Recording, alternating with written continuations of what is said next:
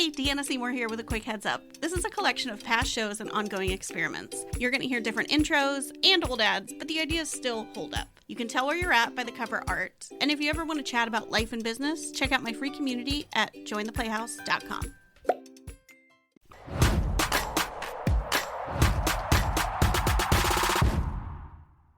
Hey, welcome back to my series, Cool People Doing Cool Things. I'm Deanna Seymour, graphic designer, creative director, and founder of The Playhouse, where networking is actually fun.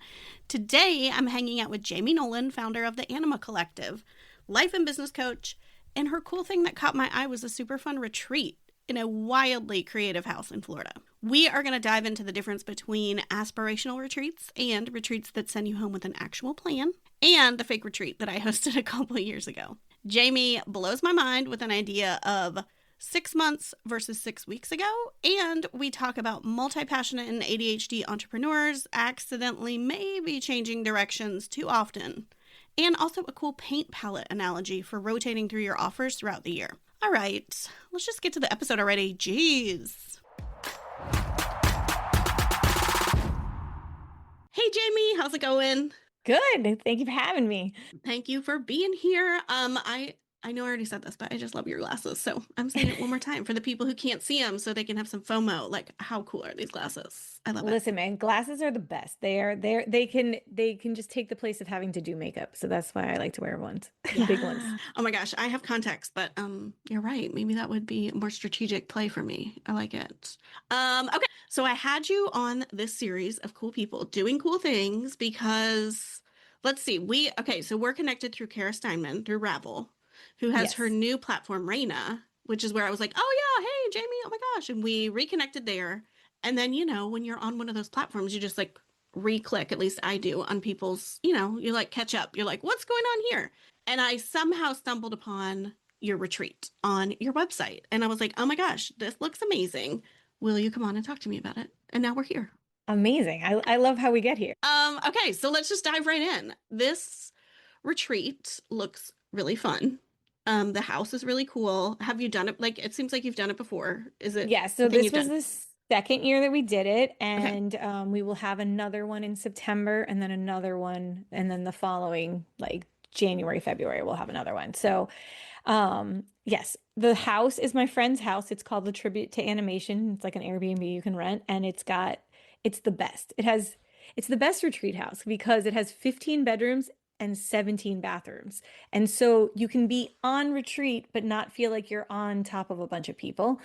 And yeah, the idea from it came from this idea that we really wanted to have a retreat where you actually do something. Like you come out of it like with a plan to continue to do things, not just like in the theory. The kind of coaching I do is really that idea of like, I don't want it to like think about how we're going to do stuff. Like I want you to actually do stuff. And like, there's so many cool people doing cool things in the world. So we might as well do those things like really well. Yes. Okay. So you don't know this about me, but I did like a fake retreat a couple of years ago. What is a fake retreat? Well, I never like hosted a retreat, but I honestly, I mean, I have little kids. They're 6 and 9 now. So I guess they were probably like 5 and 8 back then. And I was like, just talking to my one friend who I Voxer with all the time. And I was like, I feel like I want to we need to get away and like do some work without these families of ours, like getting in our way. And so then I just, was like kind of daydreaming and looking on Airbnb. And I'm in Richmond, Virginia. I found a beach house in North Carolina. And I was like, okay, this seems like maybe we could do it. And so I was like, will you split this house with me if I can't get anyone else to sign up? And there was only like 4 bedrooms, I think 4 or 5. But wait, I ended up like inviting a couple other friends. So it wasn't like a real retreat. There wasn't like a sales page. Listen, it was a beta. It was a beta. Yeah, it wasn't fake. It was a beta. Beta. And one of the people who came did say, oh my gosh, I'm getting so much done because I'd never done a retreat before. So I was like, we're mostly going to like co-work and like chat, share each other. Like basically what we do on Voxer, just do it in person and, sit at this house and get stuff done. Your retreat does look legit. So I will say that. But I was like, when I saw your retreat, I was like, oh, okay, this is what I could see my beta, not my fake, my beta retreat turning into. And it was cool because also, I just want to say I like that it's a house because I was kind of like, okay, 4 was nice and cozy, but we all like knew each other. So it wasn't like I don't think I could have put up a sales page and just got like four different people. Um, Right. you know what I mean? Like, but 15 feels like a bigger group. You can branch off into smaller group, like a bigger house. Everybody has their own bedroom, everybody has a bathroom. So, anyways, I did start after that. I never did it again. So, like, I would have done it again, but I was like, oh my gosh, like it feels hard. Like, I'll wait on that. Listen, I will tell you that retreats are hard and they're also the best. Mhm, And it's like it's always so interesting to me like what you can get out of them because like setting the intention really high on the idea of like okay, like what are we trying to do? Like this was the second time I had done this retreat, but I've run like many retreats in my career and the space of like really being able to be like all right, what's the purpose of this? And like where do you want people to go? Like what do you want to get done? And I think so many times for like women business owners and especially like you got to leave. You got to go somewhere. mhm, You got to have some food. You have to really be able. It's like you need other people to get those things moving. And it's amazing what can happen in a couple days. Like you're like, all right, I've had all these ideas in all this different places. Like, can I get them to come together into one thing? And like on the working retreats, like I want to have more of those. I want to mhm. do more of the like, hey, everybody's coming and you're working on your stuff and we're gonna like have points where we come together and like come apart and do actual work.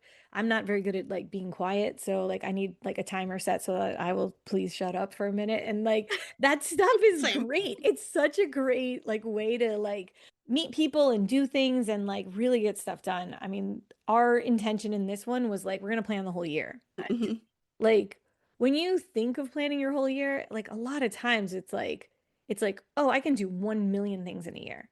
And it's like, mhm. okay, no, you can't. Like you can't.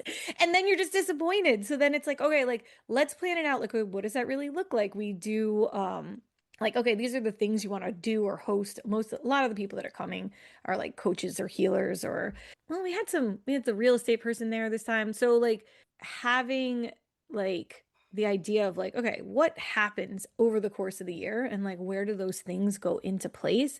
And then like what does the sales page look like? And how long does it take you to make that? And then like what's the sales cycle? Is it because people want to do stuff in 6 weeks and it's like, no, like, people Mhm. need like 3 months to decide that they're going to like pay for this thing. So you have to be like 6 months back. And this idea of like that's the work.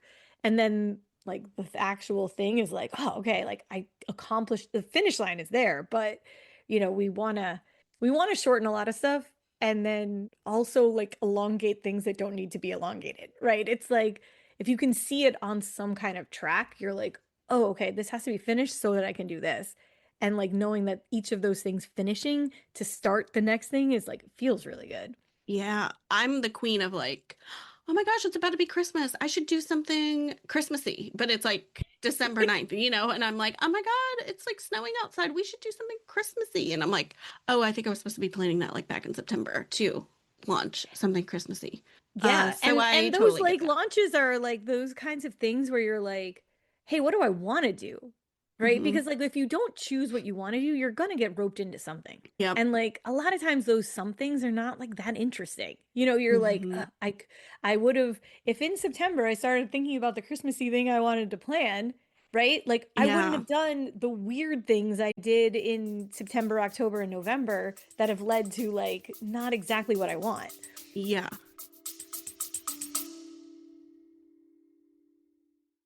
Hey, what are you doing on Thursdays? Want to come hang with me inside the Playhouse?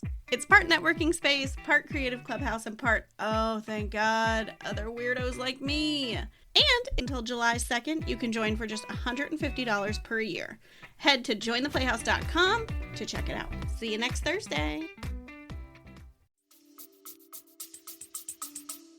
Yeah. Or you also probably don't have that feeling of like just kind of being reactive and flounder and just sort of being like, "Ugh, I guess I'll do this. Like, ugh, okay, it's Christmas. I'll do this. Like, it sounds more intentional if you start Yes. the year off by kind of having a plan.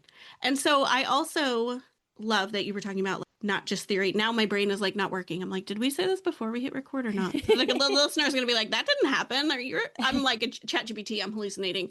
But whether it was before this or after we hit record, we were talking about like getting stuff done, like not just theory. Yes. So can you talk a little bit more about that? Like, it sounds like people also leave your retreat with like a really solid plan and probably some of it already checked off. But even if like you can't obviously plan and implement your whole year in a weekend as much as we wish we could. We wish we Uh, could, but yeah, I mean, to me, like, there's like all the different stages, right, of your business and like how to, I mean, planning literally anything, but like the idea of you want to be able to like not just talk about it, right? We've all had 1 million ideas. And if you are mm-hmm, in the entrepreneur space, you probably have had 10 million ideas, right? You're like, oh, and we can talk about them until we are, you know, 7 years down the road, but until you actually like do the step, you can't then narrow the field, right? mm-hmm, Like there's so many times we have these ideas like, oh, I'm gonna like, I want to build this kind of thing. And then you start building it, and you're like, I hate this. mm-hmm. Yes. And the only way you're going to find that out is to build it. Like you can't over theorize most things. And so it's like, all right, it's really a good idea to like set up parameters for yourself. Like I'm going to try this for 3 months. Like I'm going to try this for 6 months. And how long people think some stuff takes. I heard this quote, like, I don't even, I wish I knew where it came from because I would go back and find it. But it was that the work you did 6 months ago is showing up. And the thing you didn't do 6 weeks ago is also showing up. Mm. And Okay, so wait, we have like to hold on. My brain is like on so Dayquil today, so we have to what figure it you out. did 6 months ago, like what Uh-huh. you were working on 6 months ago, like it has taken that long for it to show up over here, like Mm-hmm. as a product, as a thing, as a whatever. But what you didn't do 6 weeks ago is Uh-huh. also showing up. So Okay. if you were like 6 months ago, you were super gung ho, you were doing the thing, blah, blah, blah, blah, blah. You're like, I want to have 12 clients by 6 months from whatever. Let's 6 months ago was November, right? So, no, further back, whatever, October, you're like, oh, okay, I want this. And you start doing the work, right? You're putting out the emails, you're talking to people, you're doing the networking, but you're on the early stage of it. And you're like, it's going to take this long. Oh, I'm going to put up the posts. I'm going to start writing my Substack. I'm going to do these things, right? 6 months. If you just kept doing those things in 6 months, it would be showing up. But Mm-hmm. if 6 weeks back, like, so now we're only whatever, we are in April right now. 6 weeks back was like the end of February. If 6 weeks back, you're like, fuck it. I hate Mm-hmm. this.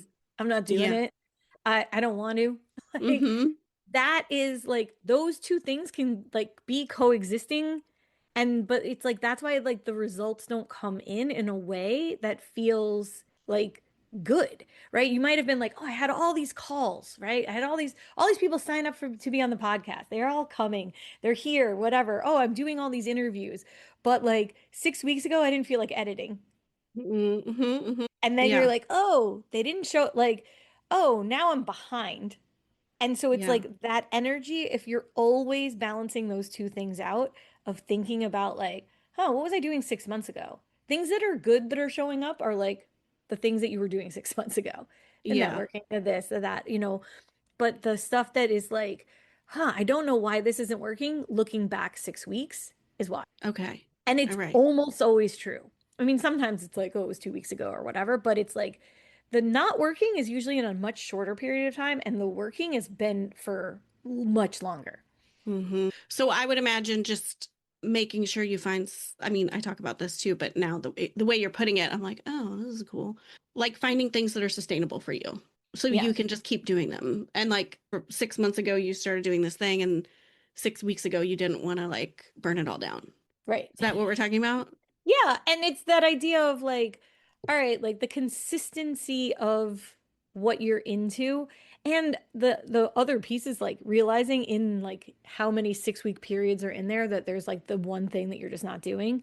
Like either A, hire somebody else to do it because you Hmm. obviously don't want to, or Yeah. B, like figure out how to do it because it probably doesn't take as long as you think.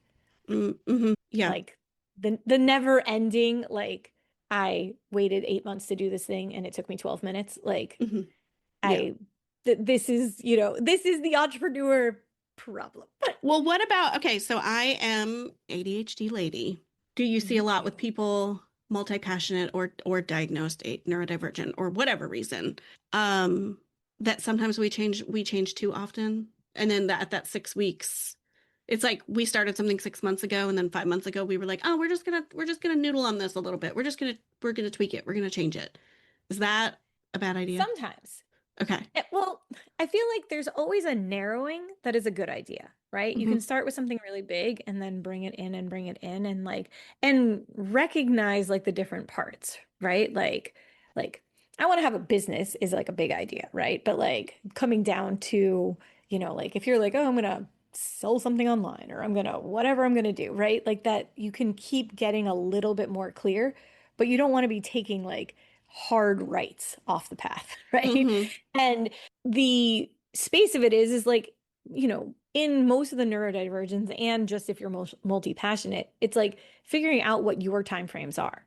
So much of the time, like if you're the kind of person that's like, I hate doing things for a year or 6 months or whatever, then pick four things that you can do, rotatingly, right? Yeah. Because you Hmm. can get back into them, right? Like I'm a coach, but I run 3 accelerators a year that are a group. I run like one-on-one coaching, which I love. I run 2 retreats and I have a community, right? So I am very multi-passionate. All of them point in the same general direction of like, I really just like helping women entrepreneurs. That's my favorite thing to do. But I need a little bit of excitement on the who and the how, right? Like, because I need a little bit of a tweak on like, the pieces. I need there to be some novelty. One of the reasons I like working with clients is because every one of their problems is different.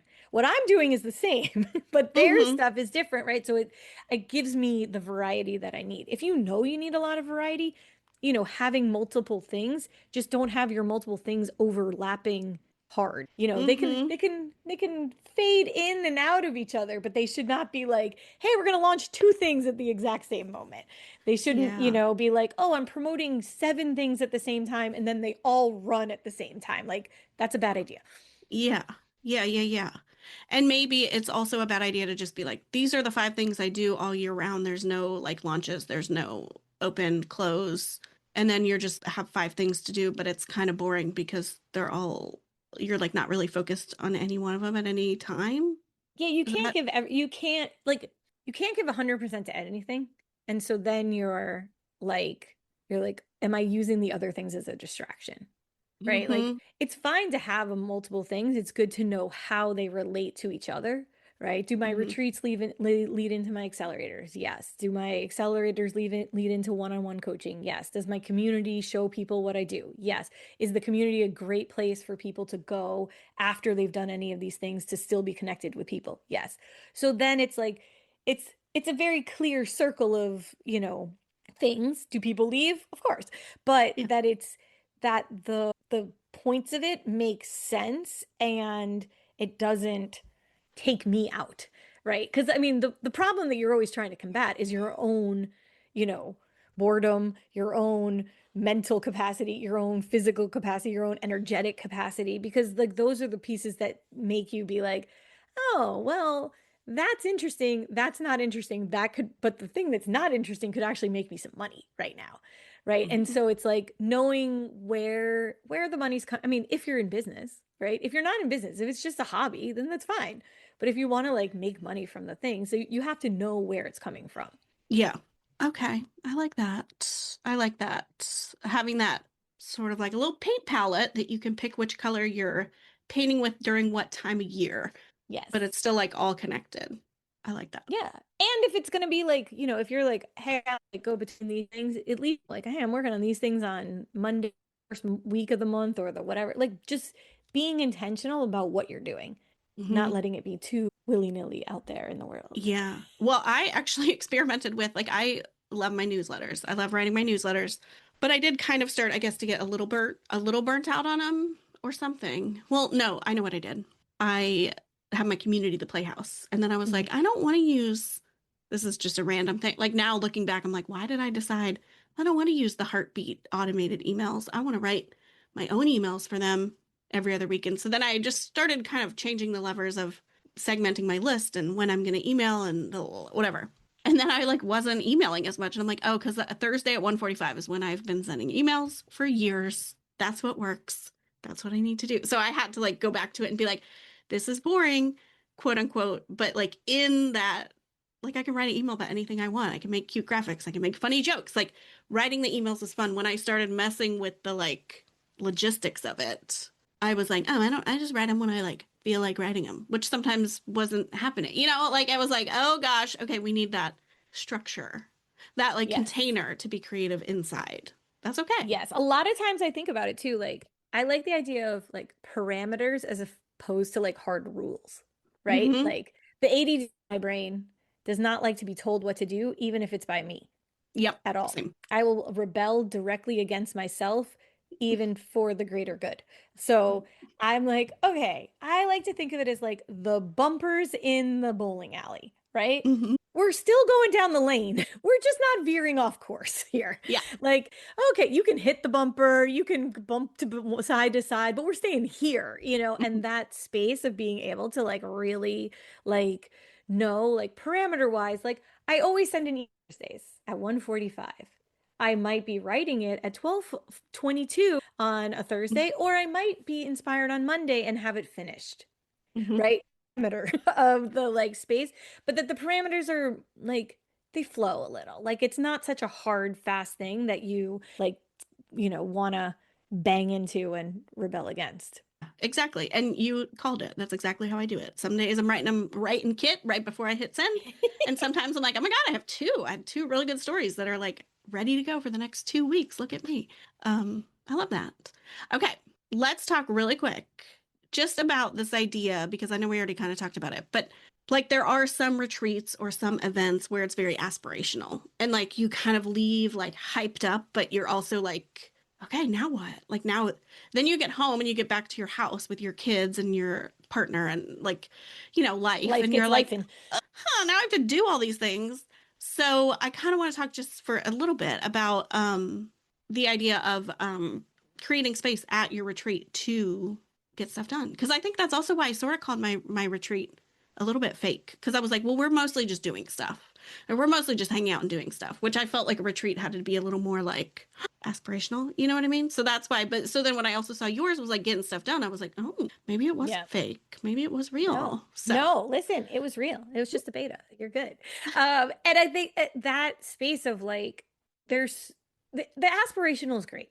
Like we all need, I mean, mine had a little aspirational to it, but like you have to have some to be able to like step into the realm of expansion, right? Like to get your mind getting out of the like day to day, like I gotta like type the emails and do the things and blah blah blah and pay the bills and make sure my children are, fed and safe and, not killing each other and all those things, right? And then you're like, okay, but like what's the big picture, right? Like we don't spend enough time like picking our heads up and like looking around. You're like, what am I doing? Where am I going? What am I, am I still contained by the bumpers that I set? And so it's like, I always think it's a good idea to have like a couple times a year to be able to be somewhere else. I think that the being somewhere else is a huge piece of it. I think the setting intention on like what is going to be finished. Like in our retreat, you leave with your entire, like we do a map of your business of like, where does the money come from and how do the people get to the places? And we map that whole thing out and then we map out what you're going to do for the year. And most of the time, people coming to my retreat, they are pretty aware of what they're doing. Like, they're not mhm. like, I have no idea. So it's like, oh, yeah, I'm doing this and this and this. And then when they put it on, because we do it on physical paper, there's something about physical paper and writing it down and you looking at it and being like, oh, I always have this thing back to back with this thing. And that's why this doesn't work. It's like, Mhm. oh, I've never had more than 5 people enroll in this. It's like, okay, but are you pitching 3 things at once? And so you've gotten 15 people, not 15 and 3, and Yeah. so like really looking at how it's going to work. And then we try to break down the first quarter for everybody. Like, these are the things you are going to do. And we check back in. I mean, I am like, accountability is the only way. Like, Mhm. especially if you are living on the neurodivergent spectrum over here. Like, I mean, the number of times I've gone back to a notebook 2 years later and I was like, that was a great idea that has gone Mhm. out to the universe, right? Yep. Because you need the people to be like, hey, what about you say you were going to like those kinds of things? And I love like doing it in a space with like other women. I think it's so important to be able to, tell these things to people and then know that they're going to ask you about it later. Like Yeah. everyone on our retreat always comes out with like, we don't assign accountability partners, but they all eventually get one where Yeah. they're like, oh, we're doing the same thing. Okay, we're going to keep each other accountable. Okay, we're doing this. And like that level of up leveling is so important, right? Yeah. You need to know other people are struggling. You need to know other people are doing it. You need to know other people are like, I don't want to, but I will. You need to have those things in your life to be able to be like, okay, if they did it, then this is possible. If this person is doing this with this situation in their life, like I have no excuse. Let's go. And Mm-hmm. you need that like forward momentum. And I feel like the only way to have that is to step out of your regular everyday day. Yes. I love that. So yeah, mine was a beta. It's not fake. It's beta. It's a beta. I love it. Okay, this was so much fun. Tell everybody where they can learn more about you, hang out with you, maybe come to the retreat. They want to see this house. You guys got to check out this house. I'm just saying. The house we have is like a fully Disneyed because I'm in Miami, so I have a friend who owns this house in Orlando, and it's super cool. The Anima Collective is how you find me. I mean, you can find all of my stuff from there. Anima means soul. And so it is always a great place. We have a community that's open, totally free. And so we have some events that happen during the month. But, I'm on the socials and doing all the things under that name. Yay. Okay. Well, this was awesome. Thanks for hanging out with me. Cool person doing cool things. Thank you for having me. I love talking to other cool people doing other cool things.